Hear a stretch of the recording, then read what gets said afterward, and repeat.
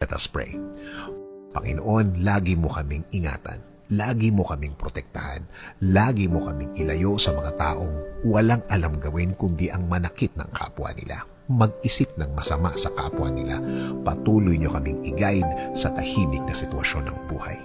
Itinataas po namin ang lahat ng sakit, lahat ng pasakit, lahat ng mga umiiyak kaming mga gabi. Palitan nyo po ito ng isang payapang puso at payapang buhay. Patuloy nyo kaming alagaan laban sa mga taong ito.